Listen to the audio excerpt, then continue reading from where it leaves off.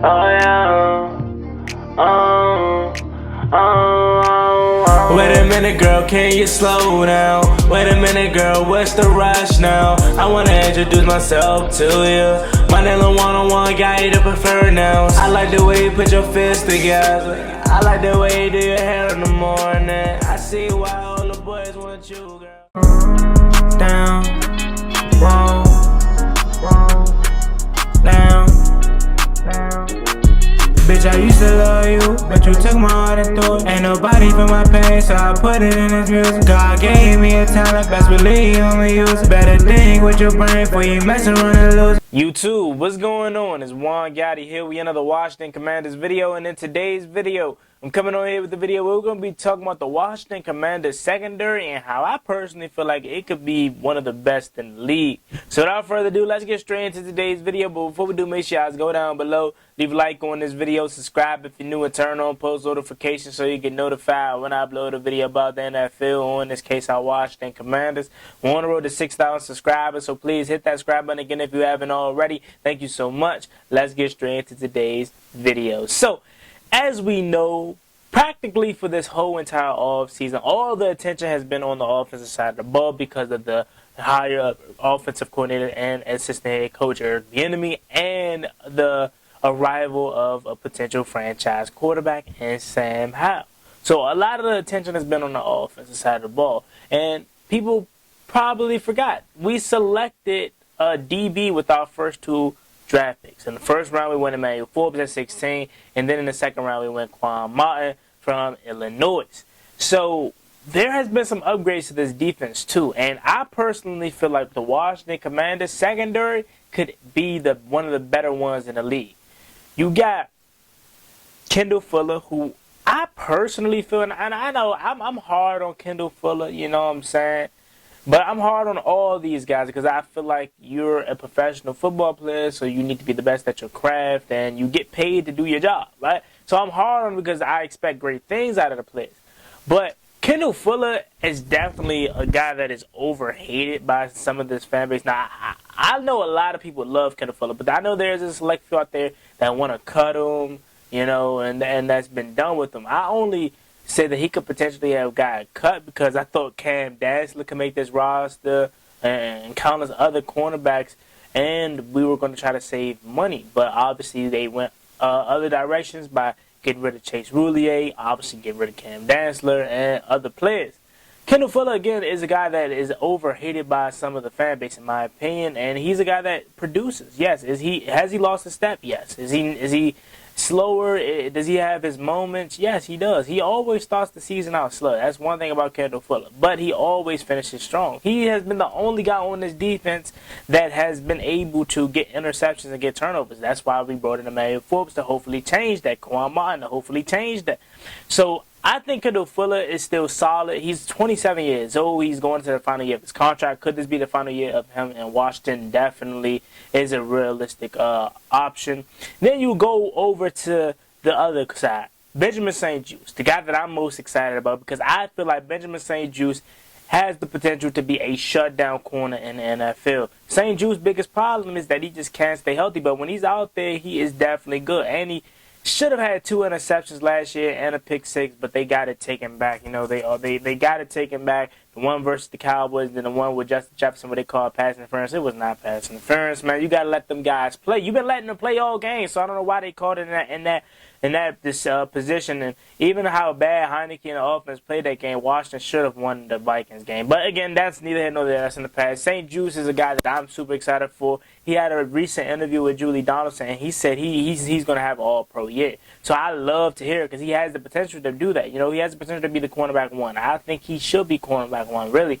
And then you draft Emmanuel Forbes. Mixed reactions from the fan base on how they felt about the Emmanuel Forbes pick. Some people like it, some people didn't like it. But at the end of the day, we're all Commanders fans, so we're going to cheer for him at the end of the day. Emmanuel Forbes is the 16th overall pick, and he has high expectation.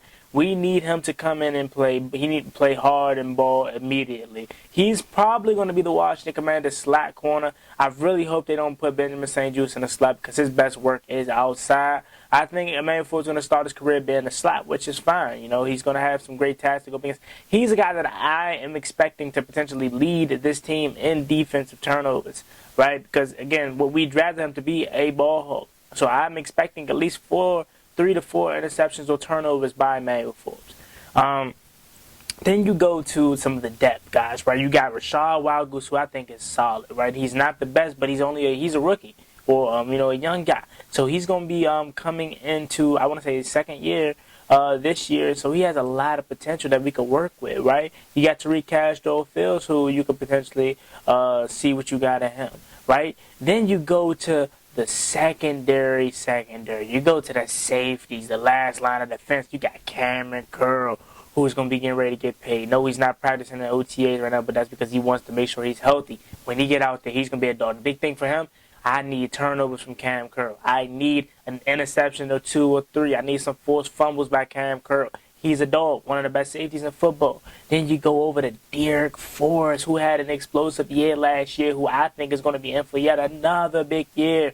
Then you got Percy Butler, who I think is going to have an exceptional and much more improved role on this defense. Now, we know he's going to be a special teams guy too, right? That's really his main role as of right now. But I think with the second year under his belt, with him getting more reps, more practice, he could become a better defender because he wasn't the best the preseason last year. But hopefully with a year under the belt, he can be better. And then you draft Quan Martin from Illinois. That Illinois secondary was really good. They had obviously Devin Witherspoon, and that went fifth to Seattle. They had They had Quan Martin, who we selected, and then they had I forgot the guy's name, but he ended up going to Philly. I can't think of his name right off the top of my head. But they had a stacked secondary in Champaign. So I'm excited, man. This secondary has an opportunity to be one of the best. We got a secondary that flies around and hit. You remember for the longest, it was really the only person that was really hitting out there was Cameron Curl. Then last year, you got Percy Butler coming across. I mean, not Percy Butler. You got Derek Forrest, laying the shoulder, not afraid to hit. Then you got Quan Martin. Yeah, even though he's a small stature, he's still not afraid to lower that shoulder and initiate the contact. I love that.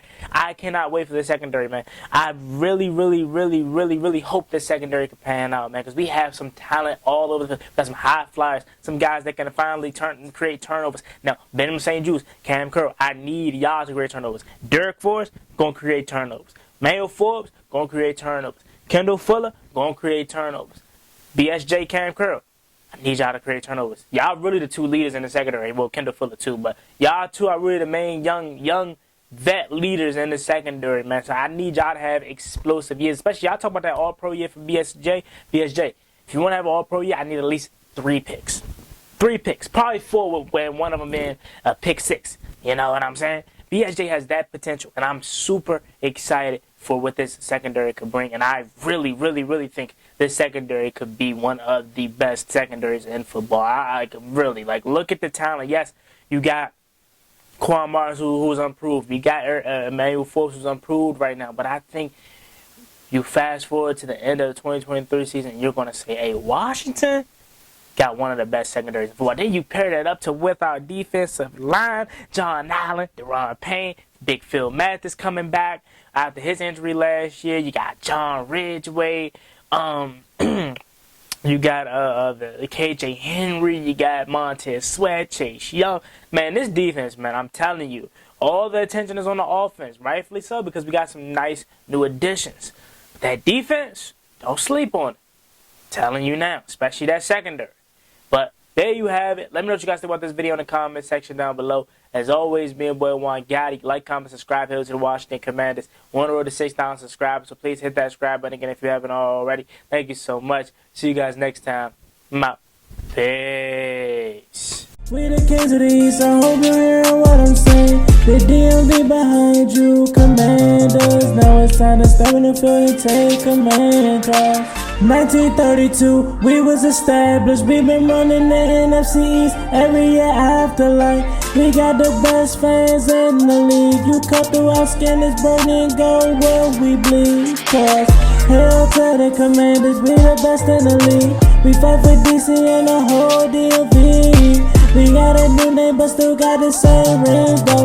We got a new name but still on the same mission though. And that's the worst of both, we fall back to the city.